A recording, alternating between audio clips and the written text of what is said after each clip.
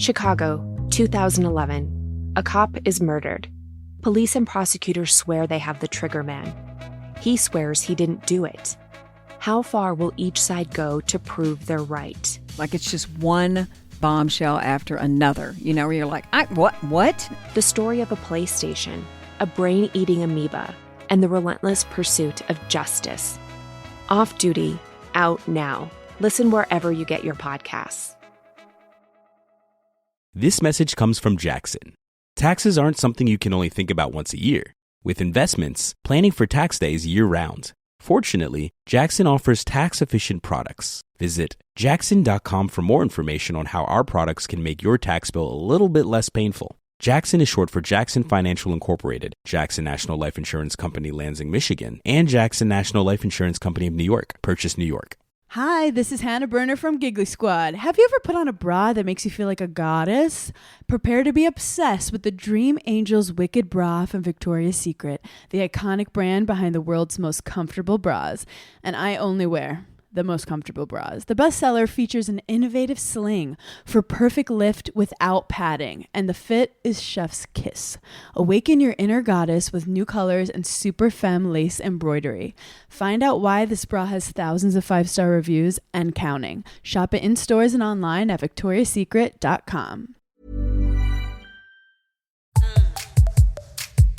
Hello and welcome back to the Psycholegal Pop Podcast. This is a podcast where we talk about popular culture through the lens of an attorney and a therapist. I'm the therapist, Tess Brigham. And I'm Brooke Brigham. I'm the attorney. And today we are back with Sister Wives, Season 19, Episode 15, Faith Can Move Mountains. This was a doozy of an episode. Yes, I feel like we got a lot of historical context from this episode. Yeah. That we've never had before. So it was very exciting. It was just... It's a little very thing. Sad. It's so sad. Well, God, we've been given breadcrumbs and, just through this whole... You know what it is? It's almost like we are Christine and we've met David Willie Brown. Right. We're so excited. Like we've actually got something to work with here. Yes. Someone loves us. Someone wants to plan a wedding with us. Someone actually likes us. You know what, Brooke? Yeah. Someone actually, what is it that he said? We are celebrating in our hearts. Remember, yes. He said, Kody wasn't even celebrating in his heart. He could have died with knowing that. Like he could have never said that, but okay. But yes, but we are celebrating in our hearts, because what drives me crazy about all of this is every last thing that people have always thought about, kind of put the pieces together, felt like it was, has come about. And the whole time they were like, no, that's not true. And it's like, well, yes. Now you're telling us. And I don't know, I guess a lot of time has moved. I think we're seeing Kody kind of evolving in various ways. Well, I don't know if he's evolving. I think that for the first time he's being confronted with this shit and there's nothing he can do about it. He's being confronted. Here's the thing. These people have been lying. Yeah. Okay. Lying intentionally or unintentionally or what, I don't know. But this has all been a lie. And now the producers are confronting Kody with, well, Meri said this. And for the first time, Meri is actually saying, this is what really happened. And, what can he say? He's trying to explain these things away. Robyn's trying to explain these things away and saying, oh, no. I never said that. I never brought that up. But yet you have 3 other people saying, well, yeah, you did. Yeah. So the chickens have come home to roost, as they say. Well, the episode starts off in Parowan and Meri's wearing her karma shirt. And I have to say that's apropos of this episode. Apropos. And I also thought to myself, my God, get more shirts or something, lady. I mean, we've already seen this. We've already seen this outfit. She's got her little jean shorts, jorts, whatever they're called. Which are the most unflattering things ever. And there is I'm going to make a bold statement. No one looks good in those. I don't even think Layla could look good in jean shorts. No, not even like really thin people look good. They're just ugly. They're uncomfortable. It's like in the thick of summer, you want to wear jeans just because they're shorter than. They're still jeans. Yeah. Well, as thick and uncomfortable. Well, as a woman too, right? The whole idea of the Daisy Duke short shorts, that kind of thing, right? Like that has some flattering. They try to cut that and make it look flattering. Well, those aren't shorts. But these jean shorts they're so unflattering. They're so unflattering to everybody, absolutely everybody. They're just yucky. And so. Yeah, Meri, does Meri have more friends than we really think she does? Are these people really her friends? Who are all these people? Well, because we meet Lisa and Amber, and Lisa was her babysitter. It's a lot of people that she either babysat her or she babysat them. Well, she's the one that this is her daughter. She spent, was it Thanksgiving with them or Christmas with them or? I feel like this is the first time I've ever seen either of these two people. No. I could be wrong. No, they were, she spent some holiday with them. Oh. A few weeks back. Because she said something about the babysitting and this, and she told that whole story. But I thought I thought it was the other person she babysat for them. Because the woman seemed a lot younger. The mom babysat Meri. Okay. Yeah, there's not a big age difference between the two, but this is polygamy. 8-year-olds are babysitting 2-year-olds or 5-year-olds. You know what I mean? It's not like what we think of. And then the other girl, the woman's daughter, Amber, she's like Meri's age, or maybe no, she must be younger than Meri if her mother is the babysitter. Yeah. But again, we're talking about polygamy. She probably had her when she was 15. Mm-hmm. So there's not this huge age difference between all these people. Yeah, I don't know. My assumption is, right, I'm sure Meri has a huge family and a lot of friends. And it seems like I think these are all her friends. I don't know. But I feel like a lot of the people at that, because Meri has this, well, this comes a little bit later, getting ahead of ourselves, but Meri has this housewarming party at Lizzie's. And she says at the end of it, well, it was great to get to meet people from the community. Oh, interesting. Obviously, not everybody there was her friend. Okay, I missed that community thing. I was very focused on the food and Meri yelling at people. Sorry, I was taking notes.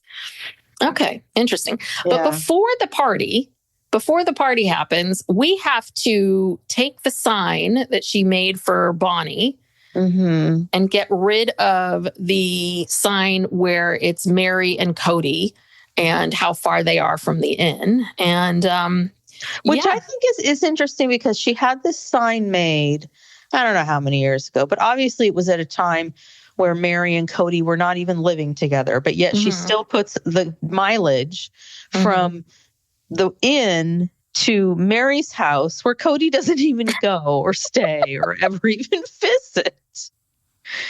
309 miles. Yeah. It's to Flagstaff. I mean, it just highlights over and over again just how sad this is. Yeah, it is. For Meri. You know what it is with Meri is, and I think I can see how she got here, which is I think that I think he breadcrumbed her. I think he breadcrumbed her big time for a long, long time.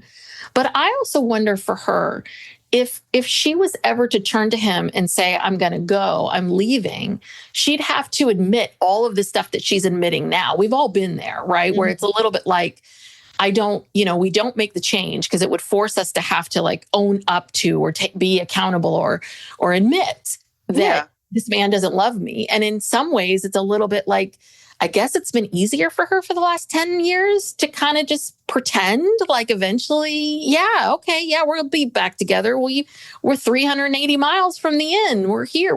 Right? I mean, as opposed to actually dealing with the pain and dealing with the disappointment, which is what she's doing now. Well, I think he continued to breadcrumb her. Like you said, even after he stopped coming to her house. He got what he wanted from the legal divorce. He stopped going to her home, stopped having sex with her, stopped everything. But yet he was saying something or doing something or making some promises to her. Mm-hmm. And also on the flip side, I just feel like she was just incredibly devout, to this religion and her loyalty and all that kind of stuff. It's just, I have to say, I really feel for Meri this season, especially. I just can't help it. I mean, God. Yeah. And the other women clearly knew what was going on. And did they ever come to her defense? Well, and I think that's like Janelle and Christine, they never came to her defense. They knew what was happening. And I think this is part of the problem, right? Which is that I think that Janelle and Christine were like, listen, Meri, you've been mean to us for a long, long time. I think Meri was tough to deal with. I think she was bossy. I think she was all those things. And I think she was rougher on people than maybe she thought. And I think that maybe Janelle and Christine were a little bit like, we're not friends. I can't talk to you. I've tried to talk to you about other things in the past. How do I possibly bring this up to you? And I mean, we all know that Christine's marriage wasn't great. So I think Christine was very focused on, oh gosh, how do I make my marriage better? But I just feel like, I just don't think that Christine and Janelle felt any loyalty to Meri. Right. To help it was her. like, well, that's your problem. Like, yeah. And I think because, and I can understand that if you have somebody who you're like, you know what, I've tried to have a relationship with you, you're impossible. So figure it out, and I think I too would be like, okay, fine. Well, she was impossible because she was so miserable. Yeah. Yeah. She took it out on everybody else because she was so miserable, the way that Kody treated her. And he's even saying now that basically the minute they got married, something changed and she wasn't the person who he thought she was. I think she was struggling to have children. Right. I think that was And I think that really made her upset and angry. And we did not grow up in a highly religious family. And I don't quite understand what that, Steve always talks about the Jewish guilt and, all of these things. Like we didn't grow up with it. So I don't really know what it's like, but I can imagine if I was Meri and I was in this very highly controlled religion where I was told that what I needed to do was get married and have babies. And I did the thing that they told me to do. I got married and I'm trying to have babies, but I'm not having babies. I think I too would be a little bit like, well, hello, I'm doing everything I'm supposed to be doing. Right. No, she was very angry. So anyway, this is part of the long process of Meri doing these kind of female empowerment moments where they take the sign off, they take Meri and Kody's sign off the thing, they break it, and they bend it, and they bend it, and they bend it until it breaks in half. And it's a little anticlimactic, I have to say. Yeah. I mean, I don't know. I don't know what to think about that whole party, but I was so fixated on the timeline going back to Robyn enters the family and immediately seems like starts talking to Christine and others about how, I've heard of many, men who have legally divorced their first wives so that they can adopt the second wife's children and get married to her. And Christine even said, she said that to me. And I thought, oh, well, there's a plant. Yep. And so like 20 years later, like this is just coming out. This is what I'm so shocked about, that it took Christine this long to say that out loud. You know what I mean? Yeah. We've been, I don't know how many years it's been since the start of when Christine started getting her exit plan and really thinking about leaving Kody, but it's been some years. Yeah. And she's just now at a place now where she can say that on camera. And even Janelle said, she thought it was weird. And Janelle was clearly weirded out by it when it happened. But I think that, sorry. Oh, I was just going to say, and we learned that it's all fake. It was fake. That whole scene where they made it look like Meri's idea. And it wasn't even, she's not that good of an actress. You could tell she was pained by the whole thing. Yeah. And, they made it seem like it was her idea. And she was doing this magnanimous gesture to Robyn. And Robyn and Kody acted all surprised, like, oh my God, really? And it was all fake. It was all a lie. And then Kody got what he wanted. And this whole thing about her saying that she didn't want to do it right away because she thought, well, I'm going to wait till we're in a really good place to do it. But they never got to a really good place. And so then I think she flipped her thinking and thought, well, maybe if I do this, we can get to a good place. And then he'll really appreciate me, whatever. Oh, the whole thing was just painful. Yeah. To hear. Yeah. Well, you kind of got ahead for us. So I'm sorry. We got to backtrack for a second. Okay. Because my God, we actually are church shopping. I thought this was a theory. I thought it was like something never going to do. I'm like, oh crap, this is happening. Oh, Robyn's got a storyline. Look at this. But like, yeah, wow. but is it, are they really church shopping? Or is this just a storyline? I don't know. Don't tell Breanna and Aurora. They seem to be super excited. I don't know. But I mean, when they went to that first church, the interdenominational church, they asked, I don't know, Breanna and Aurora, from what we saw, they got to say 2 words. And then Robyn made it all about herself. Well, or was that editing? I don't know. Well, first off, we see them out and about. Okay. Aurora is wearing an identical outfit to Robyn. Did you notice that? They're both wearing these purple floral shirts and jeans. And poor Aurora dresses like a 50-year-old woman. And Brianna's wearing this Southwestern shirt. The whole thing was I'm like, these are not young people. Just so odd. But they're not shopping at Aritzia or, Zara. I mean, they're shopping with Robyn at Kohl's in the business casual section. Yeah. In the casual corner, whatever that is. I mean, it's oof. So anyway, we meet Greta and Charlie from the Commons Church. And they're not, what are they? They're interdenominational. Yes. So they accept everybody into their church.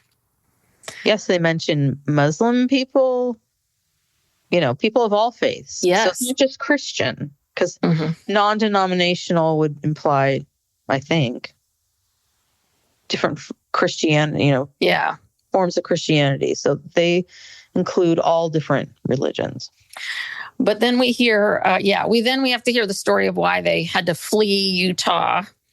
Oh, dear Lord. I mean, or face persecution in jail. Yes. Yeah. And then we hear from Meri that, she's not part of any religion. She doesn't believe that men should be able to control women. Okay. Well, it took you long enough to get there. Yeah. Okay. So here's one thing. We're back in Parowan now, and Lisa and Amber are talking about marriage. They're talking about divorce, and they're saying that divorce is like a death. And I know people who have lost people that get so pissed when they hear that. Like, the divorce it's different than a spouse dying. Very, very different. It's the death of a relationship. Yeah. But it is, the death of a spouse and the end of a relationship, that is number one on the most stressful things that happen to a person. There's a whole list of they've done all this research based on what are the most stressful events. It is incredibly stressful. But this is where they get into this whole thing about what really happened. And that Kody, apparently, right, she gives him the legal divorce. And 6 months later, he's no longer staying with her. Yeah. I mean, actually, we didn't even talk about this at the beginning of Parowan, when they're breaking the sign apart. At one point, Meri says, or who was it that said, screw that? Someone said, screw that. And Meri goes, not for a really, really long time. Yeah. Well, Kody tried to say that after Meri signed the papers for the divorce, they went out to eat and, had Robyn gave her a ring. Yeah, gave her a special ring, and they went home and made love. And Meri was just laughing at that. It's like, no, we were not intimate, and that did not happen. So that also tells you a little bit, like, is Kody so used to lying and telling these tales and assuming that people are going to back him up that he says these things? Or in his mind, does he really think that happened? Has he been kidding himself this whole time? Because I'm constantly amazed when I too have different memories where, you talk to someone and they have such a different memory than you do. And it feels like they're being honest with you. It's like, no, that's not what I remember. So that is possible. I think Kody remembers things the way that puts him in the best light. And he's not used to being challenged on that because these women have not ever challenged him because they've been watching the show too. They see what he says. They know it's not true. And for years, they never said anything. And now they're finally saying something. Mm-hmm. And Yeah. I mean, Meri's like, no. Like, that did not happen. And also, they've always been very tight-lipped about sex and about their relationship. Like, and what Meri said was, she was like, Kody, like to say that they had sex, like, even if it did happen, like, that's not their agreement. That's not how they are. Like, she felt very offended. This I thought was very interesting was Meri talked about when she got the legal divorce, she didn't feel emotionally supported when she went through the divorce. And I think this also contributed to things, which is, this is such an odd situation that no one really knew how to comfort her. I don't think she was getting the comfort, obviously, from Kody. I think Janelle and Christine maybe at that point weren't really friendly with her. So she wasn't getting the comfort there. And I think she said her whole family was just, every time she tried to bring it up to her family just dismissed her. It was like, oh yeah, you shouldn't, don't worry about that because it wasn't a real divorce. It wasn't quote unquote a real divorce. And I was like, oh yeah, you know what? You're right. You're right, Meri. You probably didn't get the support that you needed because it was so odd. It was so different. Yeah. And she said, I was still spiritually married, just like Christine and Janelle and Robyn were spiritually married. So if my spiritual marriage doesn't mean anything, then their spiritual marriage doesn't mean anything. So maybe everyone was just going on that presumption, but yeah, nobody else knew what it felt like to be the first wife and to be legally married. And, I just don't think Christine and Janelle really got it. And I don't think they really cared. They didn't have a good relationship with her. Yeah. Yeah. So then we get back to like Kody's big thing is we were just shuffling paperwork. And no, we learned that Kody was nice to her and present for a month, like after the divorce and 6 months in. And she says, this is the other thing too, is we finally get a real timeline. She said the catfishing happened 8 months after the legal divorce. Yeah. In my mind, I always thought that the catfishing was happening during that time because all of us were sitting around wondering like, what's her motivation to give this legal divorce? And now we know, like, since the beginning, these two have been dropping hints in Meri's ear from day one. Right. And I always kind of thought that. I never thought that this was Meri's idea alone. And you knew that Robyn, she's been trying to alienate her children from their biological father since day one. You knew she wanted that. And they even had an episode where they had a conversation about how legally, if something happened to Robyn, that family would have no legal, right to the children. They would, by law, go to their father or his family. And so, this was a long time in the making, for sure. Yeah. Yeah. And we hear from Janelle talks about, which I think is her thoughts about Meri have always been that Meri's been very attached to being the first wife. And she was shocked that Meri was willing to do it. So, yeah. Well, she wasn't willing to do it. She was like pressured into it and she was desperate. It was a Hail Mary. Yeah. Hail Mary toss. Yeah. Well, Robyn says she never said it. She didn't want to be legally married to Kody because she had gone through this god-awful legal divorce with her first husband. And she didn't really want this. She just was happy with her spiritual marriage. Huh.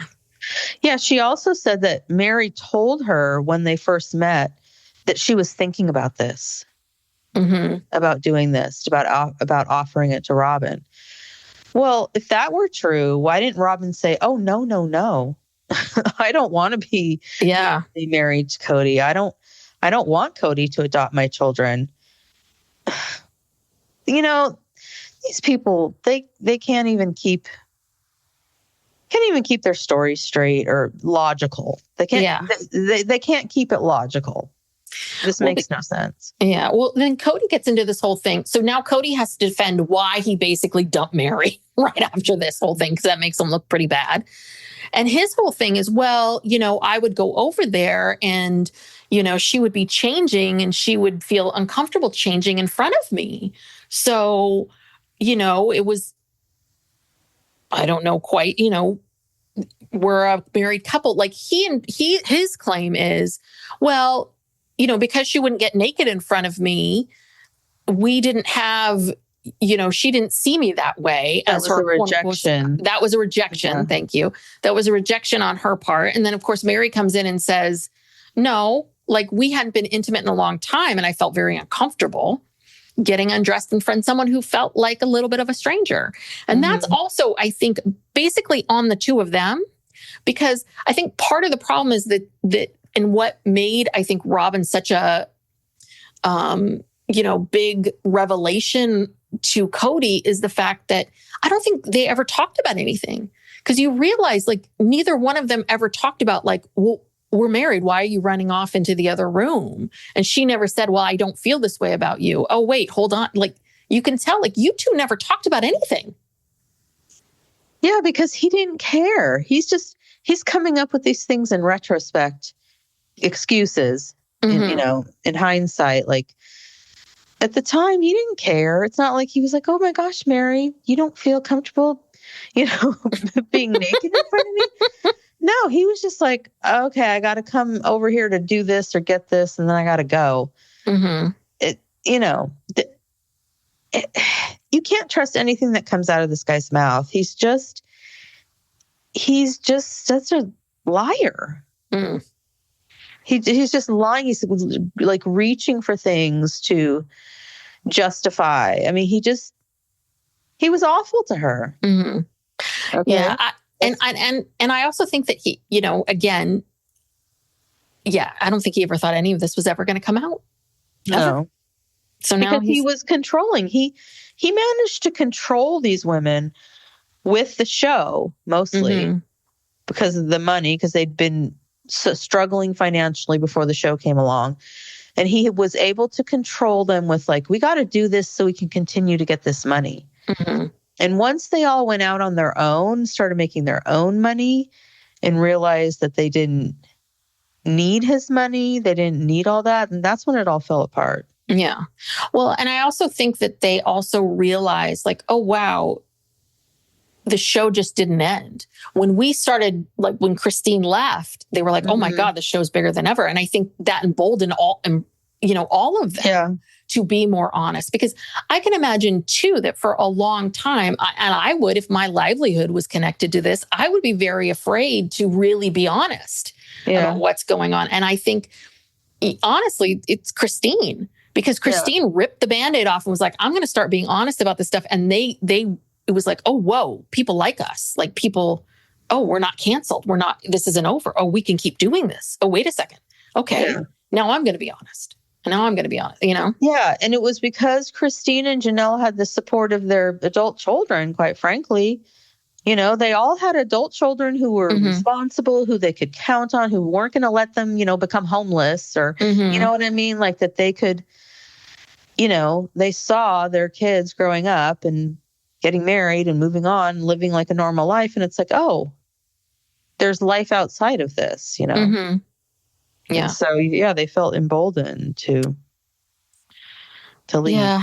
And then we go back to Flagstaff, and we are still church shopping. And then we hear from Charlie again. He asks about the religious journeys. And you're right. It was Aurora gets to say one thing. Breanna, who wanted all this, doesn't get to say a thing. Yeah. And then we have to listen to Robyn talk about how she's challenged. Her identity is challenged. And, Kody doesn't want to be in a plural marriage anymore. And she feels weird about going to this other church. And, her beliefs are how shaped her viewpoint of the world, la, la, la.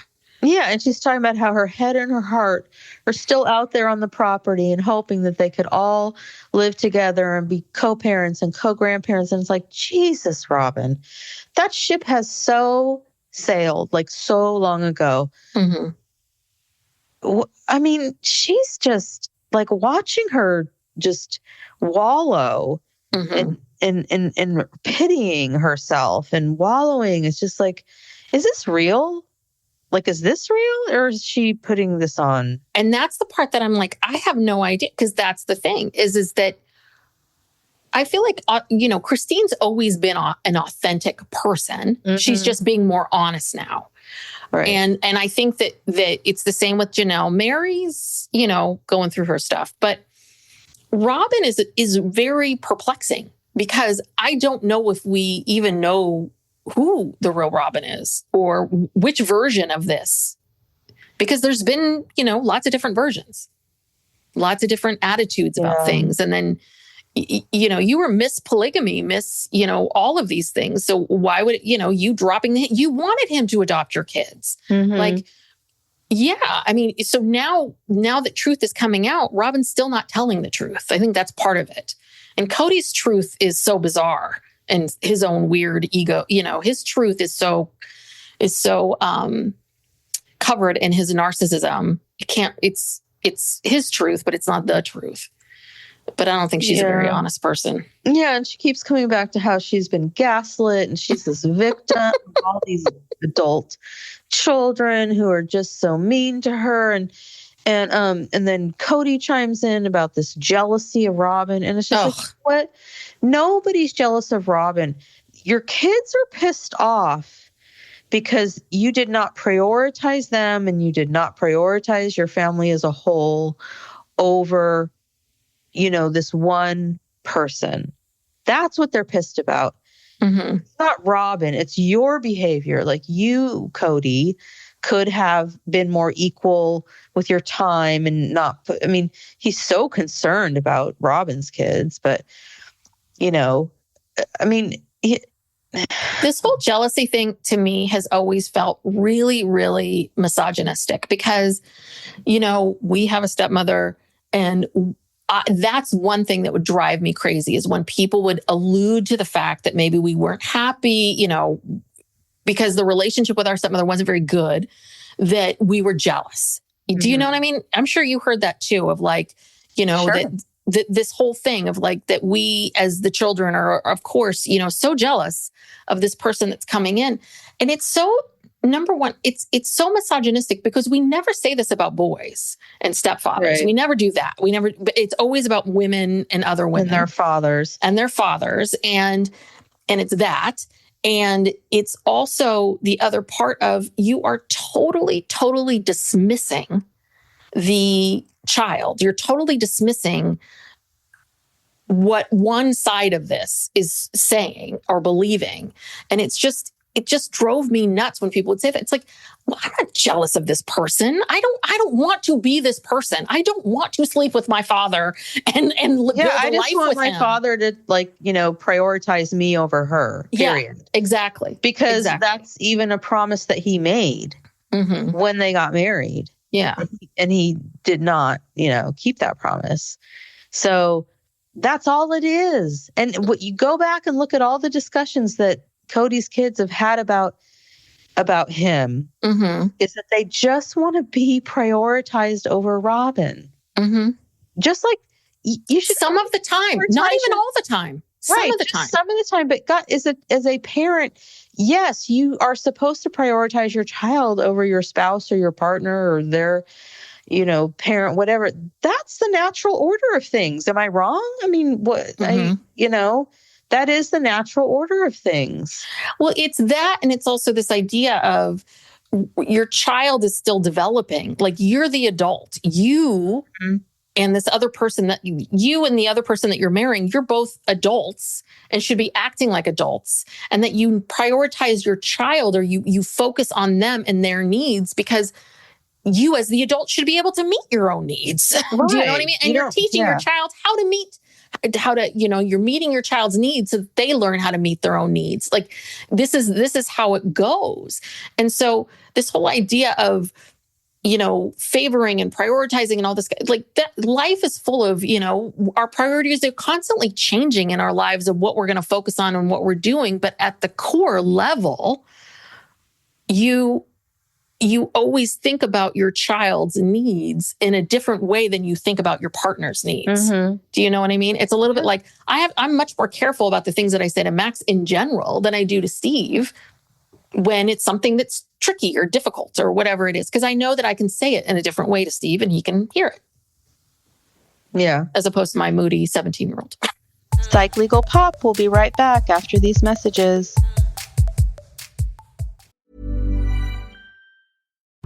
Chicago, 2011. A cop is murdered. Police and prosecutors swear they have the trigger man. He swears he didn't do it. How far will each side go to prove they're right? Like, it's just one bombshell after another, where you're like, what? The story of a PlayStation, a brain-eating amoeba, and the relentless pursuit of justice. Off Duty, out now.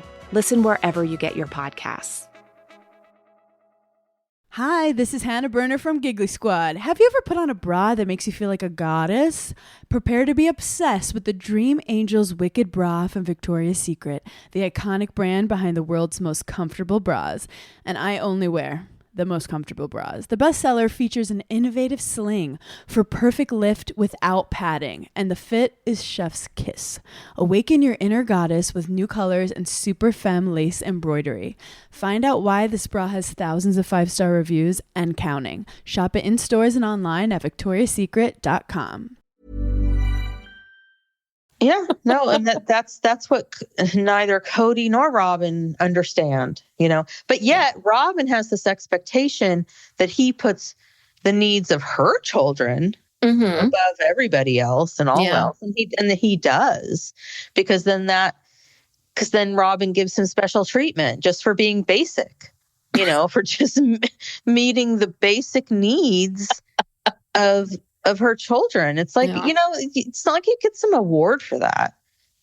I mean, and Kody, you can see with this discussion of the religion and church shopping, whatever, you can tell he's going to fuck this up. Yeah. Like, you can already see it. They're talking about how he completely dismisses their reaction to the church the second church or whatever it was that they really liked, and Aurora was crying and really moved by it and whatever. And he just runs right over that and dismisses it and says he really wants to, okay, well, they've seen that church. That's great. Now I'm going to push the Mormon church on them. Yeah.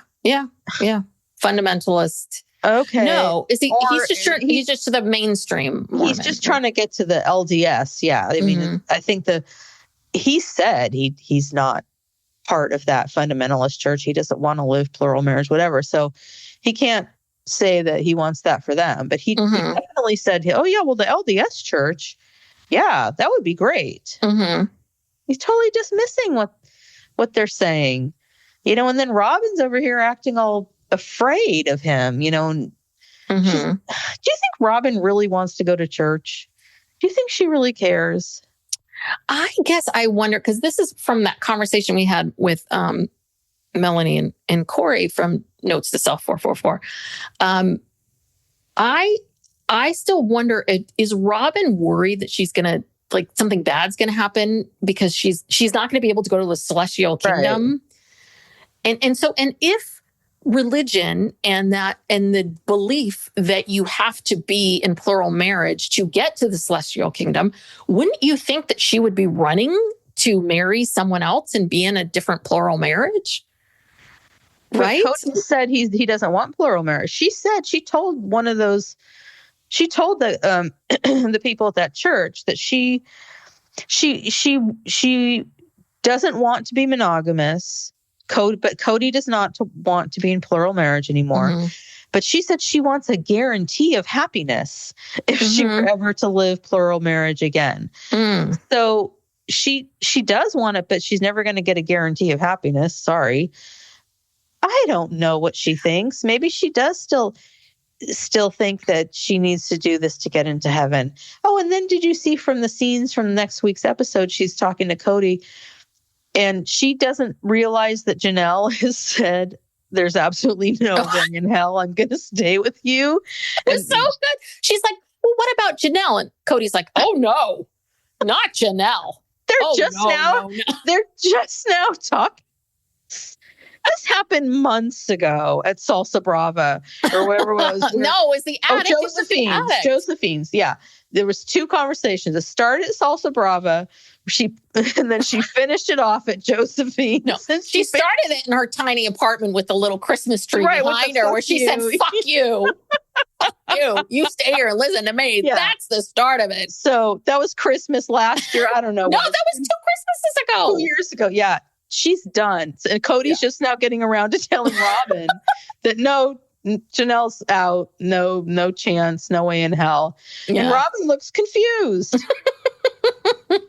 Well, and I think this is a big thing with the 2 of them is I think Kody was stringing everyone along because it made Robyn happy to be in the illusion of a plural marriage, that she was, that's what she wanted. But can we go back to so we see this scene where the 3 of them are going off to this other church and they're bringing snacks and stuff. They're bringing pie. I guess you have to bring pie. And so they go and we see when they come back, of course, we can't film this in the house. We got to film this outside. Yeah, on the deck. And then they're asking them how it was. And they both just, Aurora is crying, just bawling tears of just this thing. I'm like, my God, do you let her out of the house ever? Does she, is she just so happy to see the sun? I mean, what is happening here? She's a 21. I mean, again, we live in Northern California. Very different life, raised very differently, but I still don't feel like this is not your average 20 some odd year old crying about. No, she's just so happy to be able to be around people and feel things, God, oh God, this poor girl. I mean, it's just like, my God. And Breanna is just like, I'm going to keep my mouth shut and I'm finding a guy and I'm getting out of here. Getting knocked up and I'm getting out of here. Yeah. She wants out. Just get me to a youth group. I will take care of the rest. You see this Western shirt? See how good I look?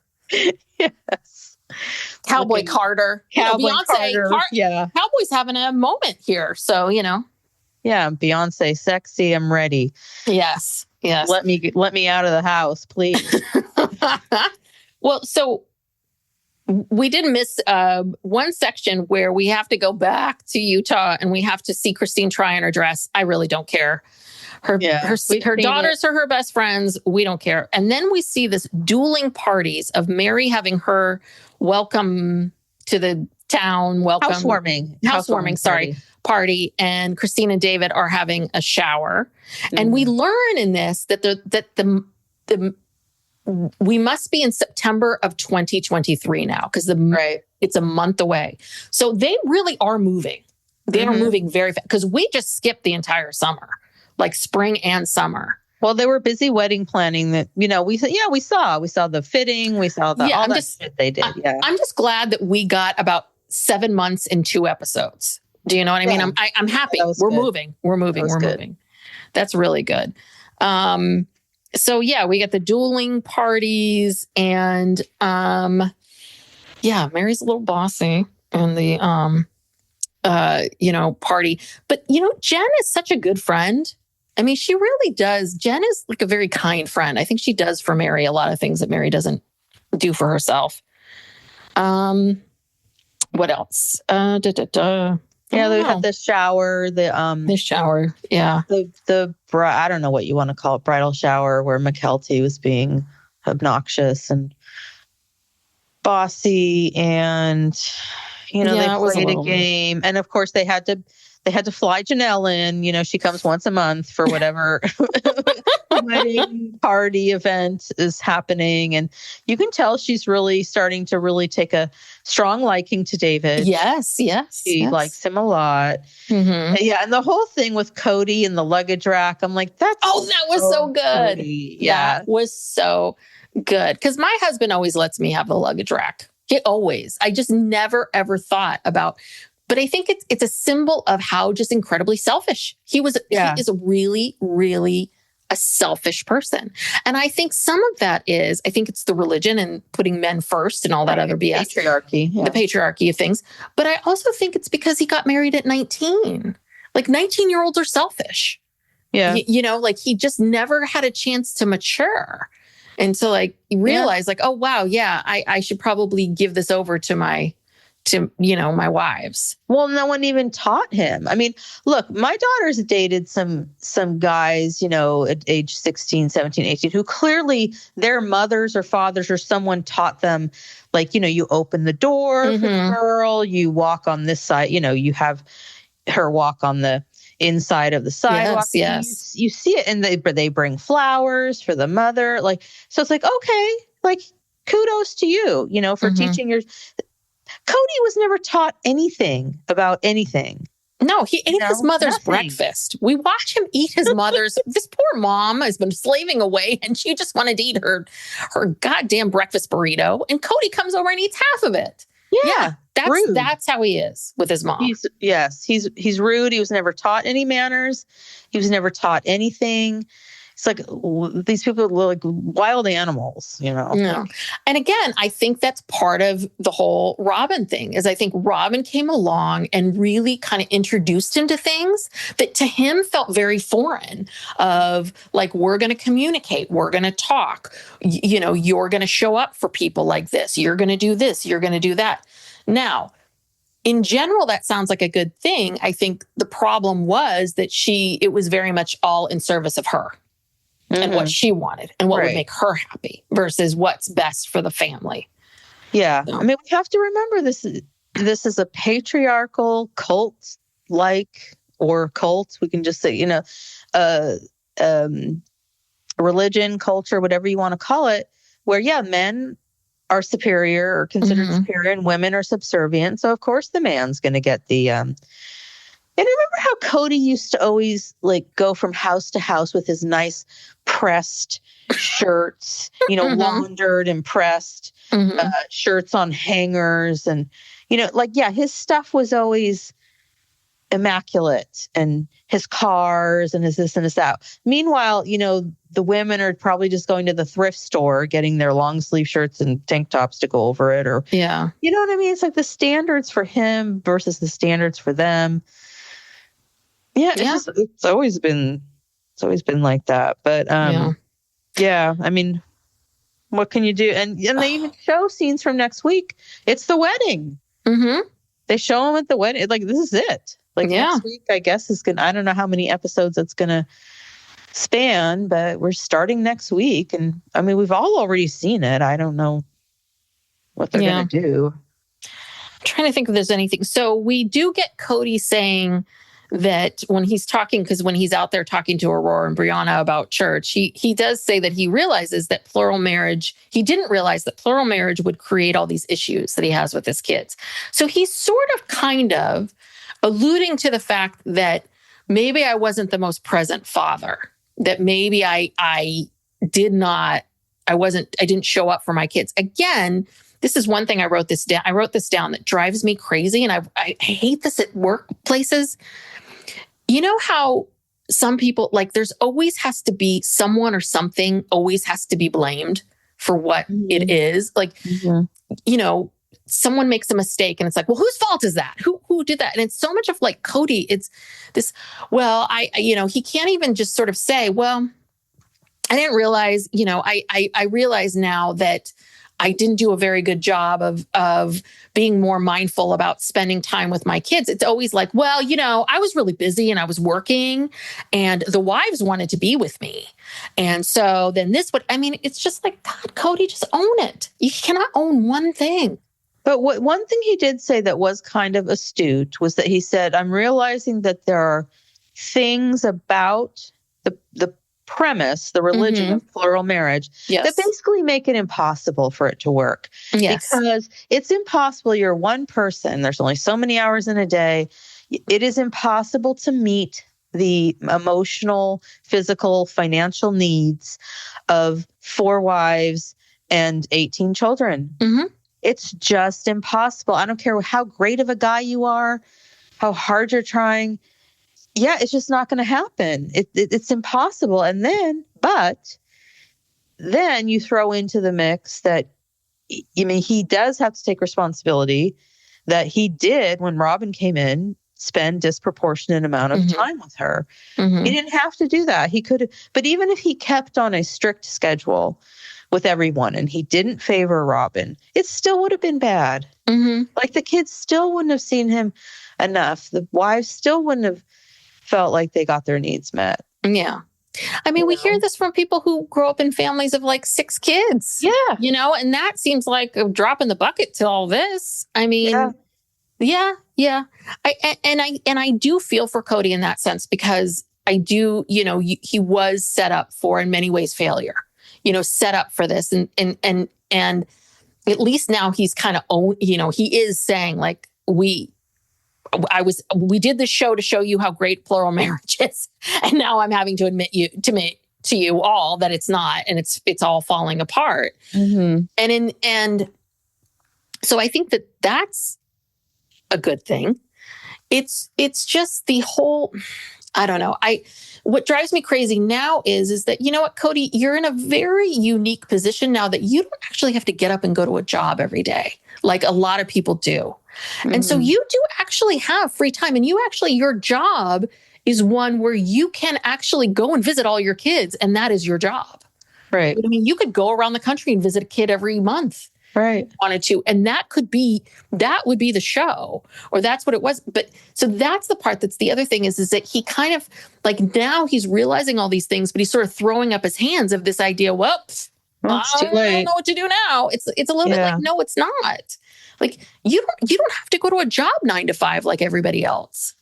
Yeah. You can nothing but time to talk to these people. Well, and that's the thing. And he can get paid for it. He can get paid to, and they'll fly him to North Carolina or wherever and go and try to make reparations, with all of these people and heal all these relationships and get paid for it. I mean, why wouldn't you? But, his pride, I think, is too much. Like, I don't know if he could do that, but he might have to. I mean, maybe that's season 20.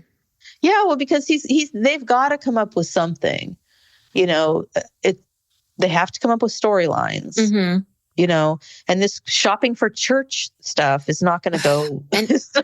And you guys have to interact with each other. You all have all of these kids. Like there's enough baby showers and weddings and parties and events with all of these kids that you all can be in the same room. That's what you all need to do. And keep being honest with us and giving us the tea, please. Yeah. Yes.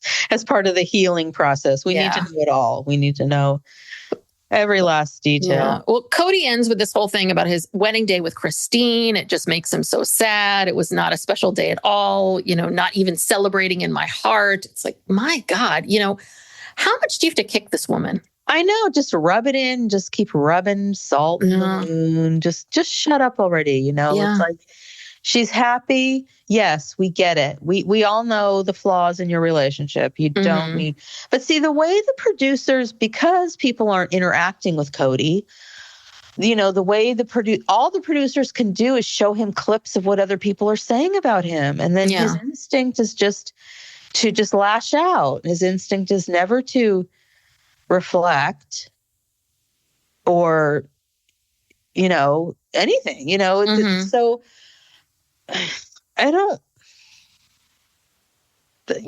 and I don't think people like that. People don't want that. People want forward movement. Yeah. And conversations, because actually, you know what?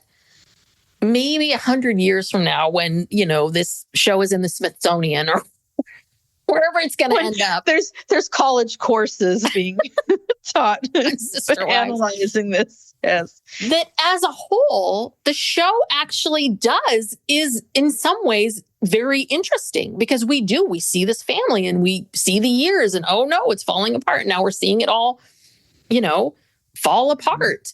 And that is actually, we're able to sort of see, this whole giant, the beginning, middle, and end of what's happening. And the thing is that people need to be in the same room together in order for there to be any forward momentum of anything. And I think that's part of it is that they, the producers could really produce something very interesting here. I mean, again, you probably could cut out a bunch of seasons in between, but the beginning and the end really is because we got to see this, that's what we're watching. And that is very interesting. But these producers aren't willing to kind of hold their feet to the fire and say, no. You all need to be in this room together. Talk to each other. Because that's the next step. We need to see them talking to each other. Yeah, because right now they're still, Christine is still too mad at Kody. Kody is still too mad at Christine and Janelle and whoever. I guess he's not really that mad at Meri. But, they have to get past that. Mm-hmm. And if they truly, because look, if Kody truly wants to repair his relationship with his kids, he's also going to have to repair his relationships with their mothers. Yes. If they're going to always side with their mothers. Yes. So Cody's got a lot of work to do. Look, he could have work for the next 10 years if he would just, give in to this and say, okay, I'm going to do it. But who's we're a long way from there. Life coach? What's her name? Ivana Lasant? Oh, Iyanla Van Zandt. Ilanya? Wait, you're messing me up. Iyanla Van Zandt. Okay. I can never say her name right. Hire her. Yeah. She and Kody get in a bus or an RV and they go across the country. Yeah. And as they're going through, she's like, she's getting in there. Yeah. And getting it because she gets in there with the people. She won't take Kody's shit. No, she won't. That's what he needs. He doesn't need any more. I'm sorry, like Nancy and these other women. No, God, no. You guys need someone who's going to be very direct with you, Kody, and you guys can get an RV. And here, that's 2 or 3 seasons right there. Hello, you're welcome, Puddle Monkey. Just gave you a great idea. But that would be awesome to watch the 2 of them go across the country. It would, but yeah, but Kody, he'd have to really leave his ego. He'd have to check his ego at the door. And I don't know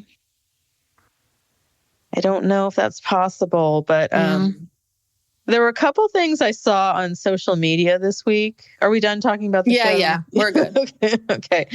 So, I just saw a post from on Janelle's Instagram. I guess Peyton has moved to North Carolina. Oh, geez. He has a job in an apartment. So that's interesting. So, Savannah's living there. Janelle is, I guess, for all intents and purposes, living there. Mm-hmm. I don't know if she still has a place in Flagstaff or not. But also, she also had another post earlier in the week where she was sort of like, oh, who knew? Talking about the new property that she and Maddie and Caleb purchased. I guess she's like, well, who knew there were so many regulations, that we have about wildlife and all these things that we have to do before we build. And I'm like, will this family ever learn? I mean, will they ever learn? They will not. No. Again, I feel like these people just bought a piece of land without any investing anything into looking at, yes, what can be done legally, what it would take legally and financially for them to do what they want to do with the property. I still don't understand what they're doing with the property. Are they going to be living on it, or is this purely a business thing? Anyway, it was so like, oh my God, you're kidding me. Because she's talking about how there's all these, part of the land is kind of like a wildlife preserve. Oh, so Jesus. They can't build on certain parts of it and they can't do things. And it's like, oh, who knew? What do you think it is? Do you think it's like this idea of like, I don't know, is this part of the fundamentalist way of like, yes, let's, it's like the dream is always to buy land and create your own family and do your own thing. And it's like, stop telling people that. Yeah. You know who should be buying land? People that actually understand and want to work on the land, or multimillionaire, billionaire types. Exactly. They can buy land and they can hire lawyers and people to do all this stuff for them. Those are the people that can afford to buy land. You do not have enough money to buy land. No, this is not Little House on the Prairie. Okay. Yes. This is not, the 1850s or, whatever. Yes. The people who buy land and make money off it are like, the big agricultural companies. Mm-hmm. Yeah. Developers, rich people who have a ton of money, who understand the law, know what they can do and not do, know how to develop rural property. You as a normal, average, everyday person, as we saw with Coyote Pass, where there's no utilities, no nothing, you can't just buy land and make something of it unless you're very wealthy. And here we watch Janelle going through this whole thing with Coyote Pass, and it's like I feel like she's making the same mistake all over again. Yeah. I think that this whole thing about the homesteader, and we talked about this on our episode where we talked about trad wives and all of that. I think that there's this real fantasy with people that they don't quite get the connection between, there's a big difference between, having a few chickens in your backyard and having a farm. And I really don't think people get it at all. They're talking about they want to grow flowers. Okay, I don't care if you're growing flowers or tomatoes or strawberries. That means agricultural workers. Mm-hmm. That means visa, immigration, whatever processes to get those people legally working for you. You know what? The complexity of it. Yeah. And they think they're just going to drop a few seeds in the ground and pray for rain and a bunch of flowers will grow. Yeah. I think so. You know what it is? Our aunt, when did she buy? Our aunt got convinced by a boyfriend, who wasn't a very good boyfriend, to buy this property up in Washington State, but very, on the other side of the state of Washington. So Seattle is on the west side. This is East Washington. East of Olympia. And it's very rainy and very out there. And I remember we visited one time. It was like, you got to be kidding me. This is my vacation. But there was one point at which they were trying to bale hay. They were doing all this stuff with hay and trying to figure out how to bale the hay. They could not figure out how to make money to make this farm, this horse farm that they had work. And it was all they did was work all day long. Yeah. Morning. It was horrible. And their house, there was always the house was really dirty all the time because you can't keep it clean. Because you're coming in and out, there's pigs and horse. That was very much, and I think that is that people have this real fantasy or idea of what it is. It's like, no, it's not. And then it took our aunt so long to get out of the property and to sell the property, because it's not like people are running to get that. It's just ridiculous. At one point, she had 120 horses on the property. Yeah, they were horse breeding. And she had to get rid of all of them over time, one by one. Look, this is no joke. No. These hobby farms are for rich people. Mm-hmm. And that's what that was. That should have been a hobby farm. Janelle's thing is a hobby farm. So are they talking about building on the property, building homes? It's the same thing with Coyote Pass. It's like, Janelle, you don't have enough money to build a custom home. Are there utilities on this? Oh, it's just... Yeah. No, you know who has it is Martha Stewart. And Martha Stewart was raised where someone taught her how to. It sounds like from that documentary we learned that her father basically, so here you get this entire education as a kid, and then she makes a bunch of money. And I think she now probably has what you would call a designer. I'm sure she grows all those things, fruits, vegetables. She can do it, but she is not out there tilling the land. She has hired people because she has money and she has the knowledge. Oh, yes. Lord, I'm seriously worried for Janelle. Okay, the final thing is, this is the funniest thing. I don't know, did you see this? So a few weeks ago, Robyn, they showed some pictures on the episode of Robyn as a young girl. And one of them was her when she looked like she was maybe like about 12, 10 to 12.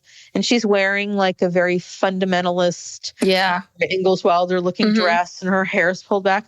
Someone photoshopped that picture into a photo of Kody, Meri, and Janelle, like right after you've seen the photo a million times, like right after they were all three married. They're all in their early 20s. And I don't even know if they had kids yet. And they photoshopped Robyn into the picture. So it's like this like preteen girl and then all these people in their 20s. Yeah. Just about right though. That's how old she was probably when that photo was taken. Exactly. She's like at least 10 years younger than, all of them. But I don't know. It's just so funny. Like, I just love it when people do clever things like that. But yes, the internet is, it's a cruel place, but it's also a very funny place. It's a very, what I mean? Funny people out there. There are so people. Many funny, like all of the Beyonce. Did you watch the halftime show? I did. So good. But all of the comments from people were just the best. They were like, I guess the Super Bowl halftime is whenever Beyonce tells us it is. Like, okay. I was like, yeah, you're right. I guess it is. But yeah, the internet is funny, but also very cruel. Yeah, when it's used for good, it's great. But like photoshopping photos of a stupid TLC show to entertain us. Well, Sister Wives memes are part of the good of the internet. So I would have to put that in the good category. So. Yes. All right. Well, let's wrap it up. So if you enjoy us and enjoy this, high quality banter and journalistic reporting of what's happening on the internet, we have a Patreon. So go check us out. We do a weekly bonus. We do a true crime. We do an Ask Us Anything. So go please check all of that out at patreon.com, PsychLegalPop. And there's other ways to support us as well. You can leave a 5-star rating and review. Those do really, really help us. You can subscribe, you can tell a friend, or you can go to social media, PsychLegalPop at TikTok or Instagram. And I think that's it. Thank you so much, everyone. Thank you. Bye. Bye.